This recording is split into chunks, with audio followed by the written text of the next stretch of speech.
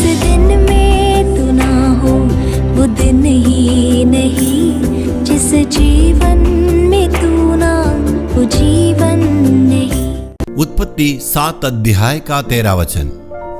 ठीक उसी दिन नूह अपने पुत्र सेम, आम और याबेत और अपनी पत्नी और तीनों बहुओं के समेत और उनके संग एक एक जाति के सब बनेलू पशु और एक एक जाति के सब घरेलू पशु और एक एक जाति के सब पृथ्वी पर रेंगने वाले और एक एक जाति के सब उड़ने वाले पक्षी जहाज में गए। इस जहाज में देखिए नूह और उनके पत्नी और तीनों बेटे और बहू के समेत वहां पर यात्रा किए हैं।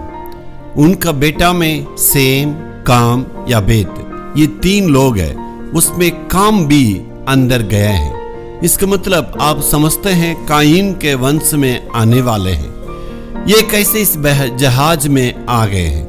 यदि आप उत्पत्ति 6 अध्याय में देखेंगे तो नूह ने प्रभु की धार्मिकता को प्रचार किया। कितने साल तक प्रचार किया मालूम है? 120 साल तक परमेश्वर की उस धार्मिकता को प्रचार किया। क्यों 120 साल कहते हैं? उस उत्पत्ति 6 अध्याय का 20वां वचन में लिखा, मेरा उस नूह धार्मिक होके प्रभु की धार्मिकता को प्रचार किया। इसी के वर्णन में उस वचन कहता है 120 साल तक उस धार्मिकता को उन्होंने वहां पर प्रचार किया। यहां पर काम कैसे प्रवेश किया? इसका मतलब नूह को प्रचार को उन्होंने सुना होगा। सबसे पहले नूह ने अपने प्रचार को कहां शुरू किया मालूम है? जी हां, अपने परिवार में प्रचार किया। दुनिया का प्रचार करने के पहले अपने परिवार के लोगों पर ध्यान दिया था।